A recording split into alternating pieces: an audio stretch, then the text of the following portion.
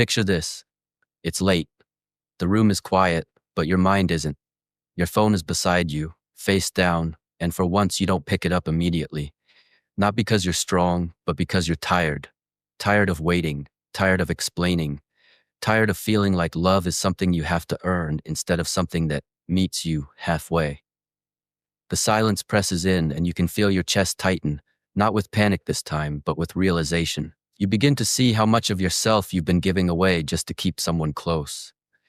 You remember the nights you stayed awake replaying conversations, wondering where you went wrong, wondering which version of yourself would finally be enough.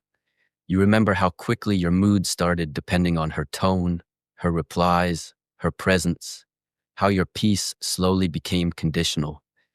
And in that moment, something uncomfortable surfaces. A question you've been avoiding for a long time. What if the real problem was never her distance, but your fear of being without her? Because here's the truth no one prepares you for. The more you chase connection, the more you teach someone they don't have to choose you. The more you explain yourself, the less your words carry weight.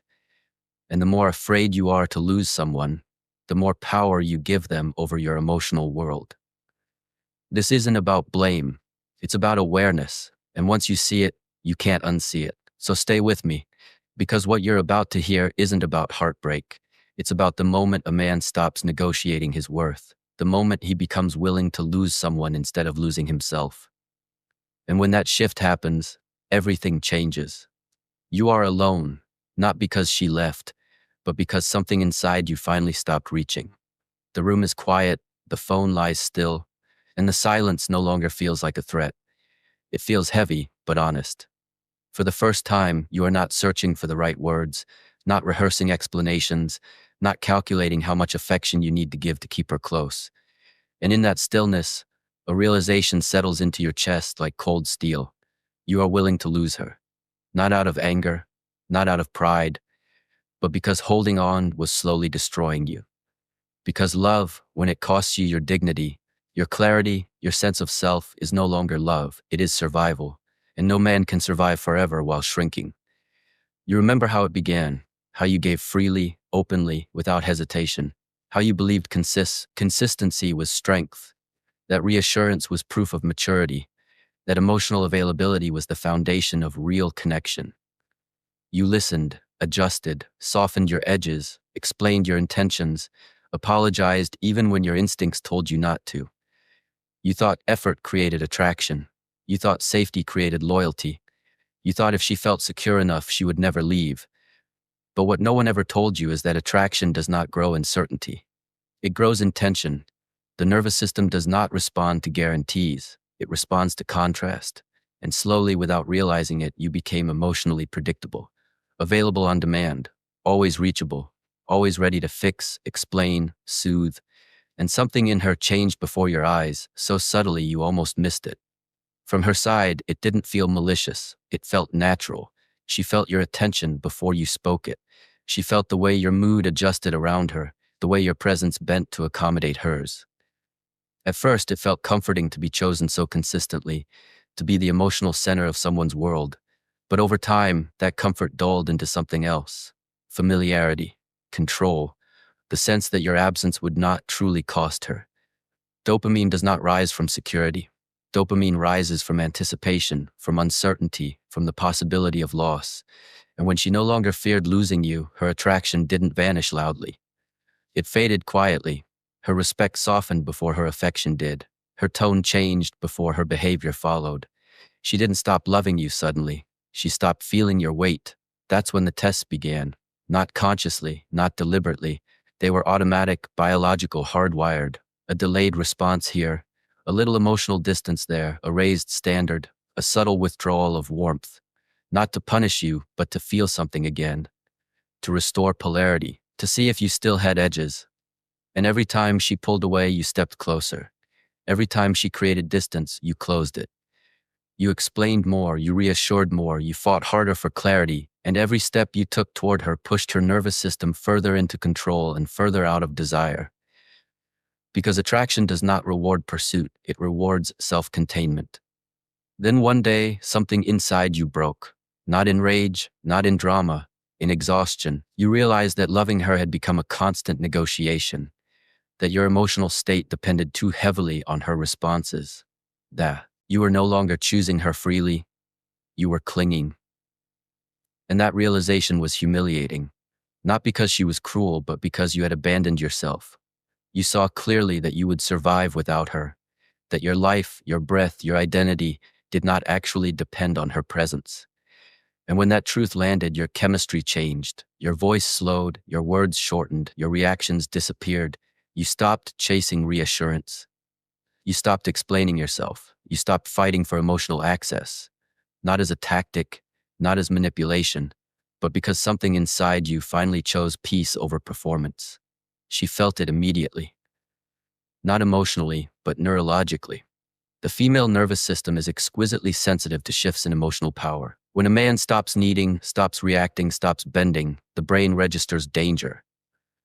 Not because love is gone, but because influence is gone. She was used to your emotional gravity orbiting her, and suddenly it didn't. You were still there, but unreachable. Calm, grounded, still. And stillness is terrifying to someone who was used to movement. She checked her phone more often, replayed conversations, initiated contact she didn't need, not because she suddenly loved you more, but because uncertainty reactivated her dopamine. The emotional control she once had was gone, and her system didn't know how to relax without it. She may have accused you of changing, of becoming distant, of pulling away. What she was really saying was that the emotional battlefield had shifted, and she no longer controlled the terrain. You didn't become cruel. You didn't withdraw affection out of spite. You simply stopped over-investing. And that is the most destabilizing thing a man can do, because women do not collapse when love disappears. They collapse when access disappears. When the man who once revolved around them suddenly has gravity of his own, attraction reawakens through fear of loss, not consciously, instinctively, because biology does not negotiate with morality. And here is the bitter truth most men are never told. Women do not fear losing love as much as they fear losing influence. Men do not lose attraction by being flawed. They lose it by being afraid to lose.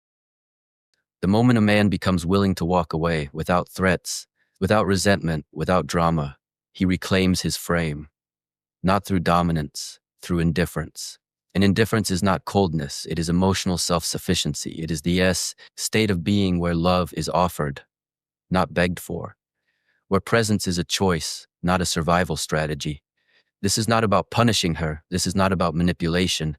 This is about remembering who you were before fear entered your decisions, before you started trading your boundaries for reassurance, before your self-worth became negotiable.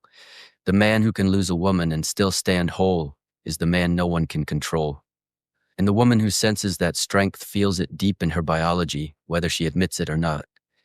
Because attraction at its core responds to strength that does not ask to be validated. In the end, the outcome doesn't even matter. Sometimes she returns, reattached, drawn back by the polarity she lost. Sometimes the relationship collapses completely, and both outcomes are victories.